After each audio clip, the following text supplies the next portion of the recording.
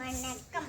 ஔவையார் பாட்டி எழுதிய ஆத்திச்சூடி 65வது பாடல். நன்மை கடைப்பிடி. திருச்சியில அண்ணாமலை விமலான்னு ஒரு தம்பதிகள் இருந்தாங்களாம். அவங்களுக்கு ராகவன் மாதவன்னு 2 பசங்களாம். அவங்க அப்பா அண்ணாமலை அரசாங்க வேலை பார்த்துக்கிட்டு இருந்தாங்களாம். ராகவன் 7ஆம் வகுப்பும் மாதவன் 5ஆம் வகுப்பும் படிச்சுக்கிட்டு இருந்தாங்களாம். அவங்க அம்மா விமலா எப்பயுமே உங்களுக்கு நல்ல நல்ல விஷயங்களா சொல்லி கொடுப்பாங்க. எப்பயுமே உண்மையை பேசணும், பெரியவங்களை மதிக்கணும், நம்ம முடிஞ்ச ஹெல்ப்பை நம்மளுக்கு பண்ணணும், நம்மளுக்கு முடிஞ்ச சாப்பாடை மற்றவங்களுக்கு போடணும். அந்த மாதிரி நிறைய விஷயங்கள் பசங்களுக்கு சொல்லி தருவாங்களாம். திடீர்னு ஒரு நாள் அவங்க அப்பா அண்ணாமலைக்கு மதுரைக்கு வேலையை மாத்திடுவாங்களாம். எல்லாரும் கிளம்பி மதுரைக்கு புது வீட்டுக்கு குடி போனாங்களாம். அவங்க அம்மா விமலா சொல்லுவாங்களா பசங்கள்கிட்ட, இங்க பக்கத்து வீட்டுல கொஞ்சம் கோவக்காரங்களா இருக்காங்க, அதனால பார்த்து எல்லாம் பண்ணுங்க அப்படின்னு சொல்லுவாங்களாம். அவங்களும் சரிம்மா அப்படின்னு சொல்லிட்டு பந்தை எடுத்துக்கிட்டு விளையாட போயிடுவாங்களாம். பந்தை தூக்கி போட்டு விளையாண்டுக்கிட்டு இருக்கும் போது மாதவன் பக்கத்து வீட்டுல போட்டுருவானா. மாதவன் ரொம்ப பயந்தே போயிடுவாங்களாம். அண்ணா அண்ணா வாங்க அண்ணா, அம்மா சொன்னாங்கடா இங்க கொஞ்சம் பேர் கோவக்காரங்களா இருக்காங்கன்னு, வாங்க அண்ணா சீக்கிரம் ஓடி போயிடலாம் அப்படின்னு சொல்லுவாங்களாம். ஆனா ராகவன் அண்ணா சொல்லுவாங்களாம், அம்மா சொல்லியிருக்காங்கல்ல, நம்ம உண்மையை சொல்லணும்னு சொல்லியிருக்காங்கல்ல, நம்ம போய் கேட்டு பார்ப்போம் வா அப்படின்னு சொல்லுவாங்களாம். சரி போலாம் அப்படின்னு அவங்க அம்மா அந்த பக்கத்து வீட்டு கதவை தட்டுவாங்களாம். மாமாவும் கோவமா கதவை திறப்பாங்களாம்.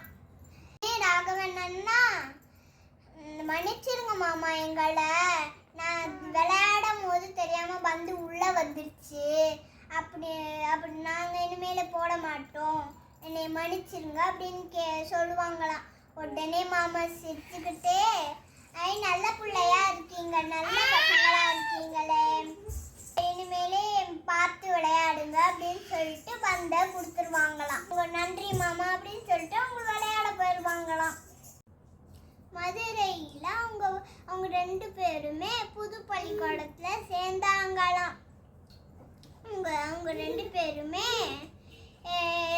மற்ற பசங்கள் எல்லார்கிட்டையுமே நல்ல நண்பரா ஆயிட்டாங்களாம்.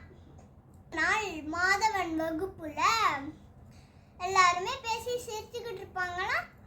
சத்தமா சிரிப்பாங்களாம், சத்தமா பேசிக்கிட்டு சிரிச்சுக்கிட்டு இருப்பாங்களாம். ஆசிரியர் வந்த உடனே எல்லாருமே அமைதியாயிடுவாங்களாம். மாதவன் மட்டும் ஆசிரியர் வரத பார்க்காம சிரிச்சுக்கிட்டே இருப்பானா. ஆசிரியர் உள்ள வந்த உடனே, யார் அது, யார் சிரிக்கிறீங்க, உண்மையை சொல்லுங்க அப்படின்னு கோவமா சொல்லுவாங்களாம். உடனே மாதவன் எந்திரிச்சு, என்னைய மன்னிச்சிருங்க ஐயா, நான் நீங்க வரத பார்க்காம நான் தெரியாம சிரிச்சுட்டே இருந்தேன், என்னை மன்னிச்சிருங்க அப்படின்னு சொல்லிடுவாங்க. உடனே ஆசிரியர் சிரிச்சுக்கிட்டே,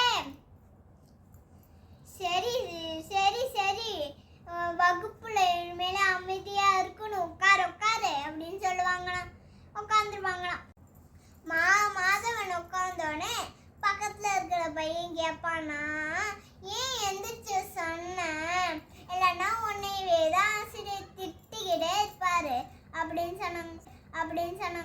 உடனே அப்படின்னு சொல்லுவாங்கன்னா, உடனே மாதவன் சொல்லுவாங்களாம், இல்ல என் அம்மா வந்து எப்பயுமே உண்மையை சொல்லணும், எந்த தப்பு செஞ்சாலும் ஒத்துக்கணும்னு சொல்லியிருக்காங்க, அதனாலதான் எந்திரிச்சு சொன்னேன் அப்படின்னு சொல்லுவாங்களாம். பள்ளிக்கூடத்துலேருந்து வீட்டுக்கு வந்து உங்க அம்மா அப்பாட்ட பள்ளிக்கூடத்துல நடந்த விஷயம் எல்லாமே சொல்லுவாங்களாம். அவங்க அம்மா அப்பா ஆச்சரியப்பட்டு பெருமைப்படுவாங்களாம். இனிமேலே இதே மாதிரியே இருங்க அப்படின்னு சொல்லிட்டு சரிப்பா சரிம்மான்னு சொல்லிட்டு அவங்க 2 பேரும் விளையாட போயிடுவாங்களாம்.